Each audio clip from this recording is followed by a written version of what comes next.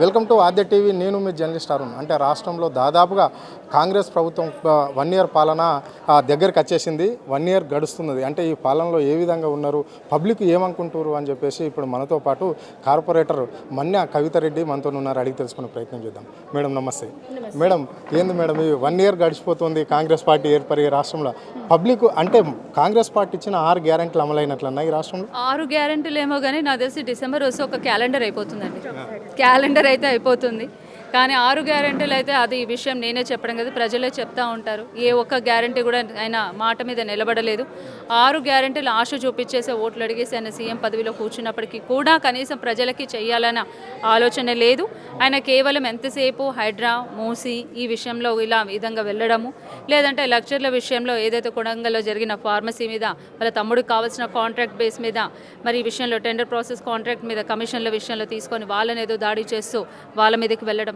అంటే ఒక సీఎం పదవిలో ఉన్నప్పటికీ ప్రజలకి ఏమి చేయాలి, ఎలా చేయాలి, నన్ను హోదాలో కూర్చోబెట్టినప్పుడు నా ఒక బాధ్యత అని ఒక వ్యక్తిగతంగా ఆయన మనసు మీద చేసుకొని కనుక ఆలోచిస్తే కనుక ఎన్నో అవకాశాలు ఉన్న చేయడానికి, కానీ అసలు ఆ ధ్యాస కానీ ఆ ఆలోచన కానీ లేదు. ఎంతసేపు వాళ్ళకి వీళ్ళని తిట్టడము చేయడం, కల్వకుంట్ల కేసీఆర్ సార్ వాళ్ళ కుటుంబం మీద ఇది చేయడం తప్ప ఇంకో మాట రాదు. ఆయనకి తిట్లు తప్ప ఇంకేమీ రాదండి, అది మాత్రం వాస్తవం. అంటే ఇప్పుడు కేటీఆర్ను తప్పకుండా అరెస్ట్ చేస్తాము, జైల్లో కూర్చుని పెడతాము అని చెప్తున్నాడు. ఆ వాక్యాలను ఎట్లా చూడొచ్చు, ఒక సీఎం ఎట్లా మాట్లాడచ్చా? ఇక ఒకటే మాట చెప్తున్నాను. ఇందరూ చాలామంది ఒకటే మాట, కేటీఆర్ అన్నని అరెస్ట్ చేసేంత దమ్ముందా? ఒక్కటే మాట అడుగుతున్నా. ఇక్కడ తెలంగాణ రాష్ట్రాన్ని తీసుకొచ్చిన కేసీఆర్ సార్ ఈరోజు తెలంగాణ రాష్ట్రాన్ని తీసుకొచ్చిన తర్వాత ఆయన పుణ్యాన ఈరోజు రేవంత్ రెడ్డి గారు సీఎం అయ్యారు. లేకపోతే ఈ రాష్ట్రం ఏర్పడకపోయి ఉంటే అది కూడా ఆయనకు వచ్చేది కాదు, అది మాత్రం వాస్తవం. కానీ కేటీఆర్ అన్నను గనక అలాంటి గనక ఆలోచన, అరెస్ట్ చేసేంత ఆలోచన ఆయనకు ఉంది అంటే ఒక్కసారి చేసి చూడమని యావత్ తెలంగాణ రాష్ట్రం అంతా ప్రజలు మాత్రం ఏ మాత్రం ఊరుకోరు. ఇంటి మీదకి వెళ్ళేసి చెప్పొద్దండి, అవన్నీ అయినప్పటికీ మేము చెప్తాం. కానీ ఇప్పుడు అంటారు అంటే కేసీఆర్ లేకపోతే ఆయన ముఖ్యమంత్రి అయ్యేది కాదు, తెలంగాణ వచ్చేదే కాదు అంటూ, అంటే కేసీఆర్ ముక్కనే లేకుండా ఈ రాష్ట్రంలో చేస్తా అంటుండు, దాన్ని ఎట్లా చూడొచ్చు?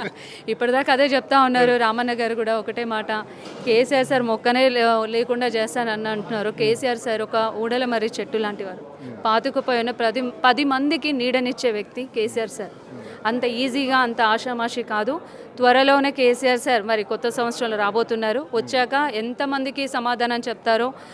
మరి రేవంత్ రెడ్డి గారిని అందరు లిల్లిపుట్ అని పిలుస్తూ ఉన్నారు. అలాంటి లిల్లిపుట్కి మన కేసీఆర్ సార్ ఒక సింహం లాంటి అతను తెరదింపుతాడు ఖచ్చితంగా, తొందరలోనే ఉంది. అయినా రేవంత్ రెడ్డి గారికి కేసీఆర్ సార్ ఎందుకండి, కేటీఆర్, హరీష్ అన్న సరిపోతారులేండి.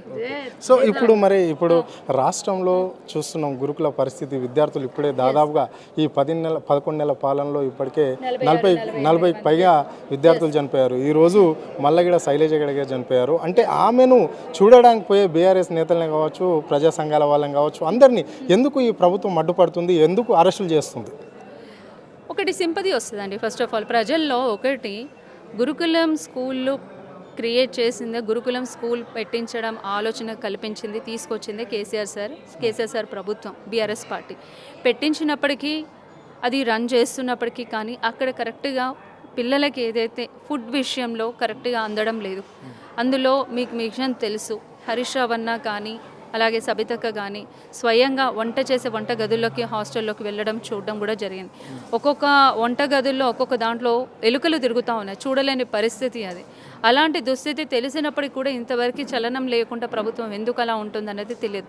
ఇప్పటికీ 46-48 మంది స్టూడెంట్స్ ఇప్పటికీ చనిపోయినప్పటికీ, ఈరోజు శైలజ ఇన్సిడెంట్ తెలిసినప్పటికీ కానీ మరి అలాంటి మేము పరామర్శించడానికి వెళ్ళినప్పుడు కూడా తప్పుపడుతున్నాయంటే పబ్లిక్లో మాకు ఎక్కడ ఇదం అయిపోతుందో, ఒక సింపతి వస్తుందో, ఎక్కడ బీఆర్ఎస్ పార్టీకి ఒక ప్లస్ అవుతుందో అనేసి విషయంలో, అది కూడా ఆ అమ్మాయి గురుకులంలో ఫుడ్ తీసుకొని పాయిజన్ చనిపోయినందుకు దాని పార్టీకి ఎక్కడ నెగిటివ్ అయిపోతుందో అని ఒక భయం, అది కూడా మేము ఎక్కడ అడుగుతాము, ఎక్కడ క్వశ్చన్ చేస్తాము అనేసి పబ్లిక్లో వాళ్ళకి ఎక్కడ నెగిటివ్ అవుతుంది, బీఆర్ఎస్ పార్టీకి పబ్లిక్లో పాజిటివ్ అవుతుంది అనే విషయంలో ఇన్స్ట్రక్షన్స్ ఇచ్చుంటారు మన రేవంత్ రెడ్డి గారు. ఆ విధంగా చేయడం జరుగుతూ ఉంది. న్యాయం ఎప్పుడైనా గెలుస్తుంది, మంచి ఎప్పుడైనా మంచిగా ఉంటుంది. ఫస్ట్ వాళ్ళని ఒక పొజిషన్లో ఒక విద్యాశాఖ మంత్రి కానీ ఒక హోంశాఖ మంత్రి కానీ వాళ్ళని ప్రకటించమనండి. ప్రజలందరూ కూడా ఏ బాధలు ఉన్నా ఏ ఆపద ఉన్నా పోయి వాళ్ళకి చెప్పుకునే వసతులు కల్పించండి. మేమందరం కూడా ఉంటాం. గవర్నమెంట్ అన్నప్పుడు ప్రతి ఒక్కరు హక్కు అది. ప్రతి ఒక్కరు మాకేదన్నా ఉండొచ్చు, మాకేదైనా న్యాయం కావాలనుకుంటాం. ఒక హోంశాఖ ఒక విద్యాశాఖ దగ్గరికి వెళ్ళి మేము అడగగలిగే హక్కు మాకు ఉండాలి. ముందు వాళ్ళని ప్రకటించమనండి, తర్వాత కల్వకుంట్ల కుటుంబం మీదకి రమ్మని చెప్పండి, అప్పుడు చెప్తాను. అంటే ఇప్పుడు మీరు అడిగారు, అంటే ఇప్పుడు ఇన్ని శాఖలకు మంత్రులు లేడని, దాదాపుగా 5-6 శాఖల మంత్రులు మొత్తం లేరు. సో అవన్నీ సీఎం దగ్గరనే ఉన్నాయి కదా. ఇప్పుడు ఒక్క నిమిషం మేడం, అంటే ఇప్పుడు సీఎంఏ దీనికి బాధ్యత వహించాలా. విద్యాశాఖ మంత్రి కింద ఇప్పుడు ముఖ్యమంత్రి దగ్గరనే ఉంది. అంటే ఈ అమ్మాయి చనిపోయింది, ఇప్పుడు సీఎంనా దీనికి బాధ్యత వహించవలసింది ఎవరు? ఆబ్వియస్లీ సీఎం రేవంత్ రెడ్డి గారే బాధ్యత వహించాలి. ఎందుకంటే ఇప్పుడు ఆయన సీఎం రేవంత్ రెడ్డి గారు ఉన్నప్పటికీ కూడా హోంశాఖ కానీ విద్యాశాఖ కానీ ఆయనది బాధ్యత, ఆయన బాధ్యులు, ఆయన బాధ్యుడు ఉందండి. ఎందుకు లేదు? ఎక్కడ న్యాయం ఉంది? ఎక్కడెక్కడ సెక్షన్స్ ఎక్కడెక్కడ మా బీఆర్ఎస్ పార్టీ వాళ్ళు ఏది మంచి ఏ దానికైనా ఒక విషయంలో మేము స్కీమ్స్ విషయంలో ఏదైనా జరగలేదు ఈ విషయంలో మరి తులం బంగారం ఇస్తానన్నారు కదండి ఒక మాట. మేము ఉమెన్ కమిషన్ దగ్గర కూడా వెళ్ళాము. ఈ విషయంలో ఏదో విషయంలో ఉమెన్ కమిషన్ దగ్గరికి వెళ్ళేసి మేము ఒక కంప్లైంట్ ఇచ్చాము. అక్కడికి వచ్చేసి అక్కడ లేడీస్ కానిస్టేబుల్స్ కానీ ఎవరైనా ఒక కానిస్టేబుల్స్ వచ్చి మమ్మల్ని ఆపడము చేయడము చేస్తాం. అది మాకేదైనా న్యాయం జరగాలి అనుకుంటే ఒక హోంశాఖ దగ్గరికి వెళ్ళి మేము ఒక లెటర్ ఇస్తాం కదండి. ఒక పిఎస్లో కేసు ఫైల్ అయినా మా బస్తీలో ఏదైనా ఇన్సిడెంట్ అవ్వచ్చు, మాకేదైనా న్యాయం జరగాలంటే హోంశాఖ దగ్గరికి అయితే వెళ్తాం కదండి. మరి ఎక్కడికి వెళ్ళి గెలవాలి మేము? చివరిగా రాష్ట్రంలో ల్యాండ్ ఆర్డర్ లేదంటున్నారు కదా. మీరు కొండరెడ్డిపల్లిలో మాజీ సర్పంచ్ సాయిరెడ్డి చనిపోయాడు. మినిమం ఆయన పోలీస్ స్టేషన్కి పోయి అప్లికేషన్ ఇస్తే మినిమం దానికి స్పందించారు అక్కడ అధికారులు కావచ్చు, పోలీస్ డిపార్ట్మెంట్. మీరు ఆ విషయం మీరు చెప్తా ఉన్నారు. నేను కూడా మీకు ఇంకో విషయం చెప్పాలి. మా డివిజన్లో నేను ఒక కేసు ఫైల్ చేయడానికి వెళ్ళాను. అది ఎవరో కాదండి, నేను ఒక పార్టీ విషయంలో ఉండొచ్చు, మా బస్తీ విషయమే ఉండొచ్చు. సీఏ తీసుకున్నారు కానీ కనీసం దాని అక్నాలెడ్జ్మెంట్ కాపీ కూడా ఇవ్వలేదు. ఇంతవరకు దాని మీద యాక్షన్ కూడా తీసుకోలేదు. నేను నా డివిజన్ ఉదాహరణ చెప్తున్నాను. ప్రజాప్రతినిధి అయ్యే గవర్నమెంట్ అదే చెప్తా ఉన్నాను. నేను ప్రజాప్రతినిధి అయ్యి ఉన్నప్పటికీ కూడా నేను సీఏ ఏసీపీ సార్ దగ్గరికి వెళ్ళి నేను ఒక కంప్లైంట్ చేసిస్తే దానికి కూడా యాక్షన్ తీసుకోవడం లేదు అంటున్నాను. అలాంటి గవర్నమెంట్ అంటే ఇంటర్నల్గా ఏముంటుంది రేవంత్ రెడ్డి గారికి, బీఆర్ఎస్ పార్టీకి అయితే మీరు అంత పెద్దగా ఇంపార్టెన్స్ ఇవ్వద్దు, కాంగ్రెస్ మన పార్టీ వాళ్ళకైతే మీరు అంత పెద్ద ఇంపార్టెన్స్, మన వాళ్ళకైతే మీరు ఇంపార్టెంట్ అని వాళ్ళకి ఇన్స్ట్రక్షన్స్ అవి. మేము ఫండింగ్ కోసం వెళ్ళినప్పటికి కూడా మేము ఇది బడ్జెట్ కావాలి, మాకు ఒక హాస్పిటల్ కావాలి, మాకు ఫండింగ్ ఇవ్వండి, మాకు ఇది ఇవ్వండి అంటే ఏ పార్టీ మేడం మీరు అని క్వశ్చన్ చేస్తూ ఉన్నారు. అంటే ఏ పార్టీ అంటే బీఆర్ఎస్. అవునా మేడం? మీరు బట్టి సార్ దగ్గరికి వెళ్ళాలా, మీరు ఉత్తమ్ సార్ దగ్గరికి వెళ్ళాలా, మీరు పొన్నం సార్ దగ్గరికి వెళ్తే మీకు అక్కడి నుంచి మాకు ఫోన్ వస్తే మీకు ఫండ్ రిలీజ్ చేస్తాం. ఇదాండి కాంగ్రెస్ గవర్నమెంట్. చెప్తే బాగోదండి. ఇంకా అధికారులకు చెప్తా, అధికారులకు ఉన్న ఇన్స్ట్రక్షన్స్ వాళ్ళు పుషప్ చేశారు కాబట్టి అదే చెప్తాను. హైదరాబాద్ కమిషనర్ దగ్గరికి నేను ఒక లెటర్ ఇస్తే మేడం ఫండింగ్ లేదు. ఏ పార్టీ మేడం? అవునా మేడం?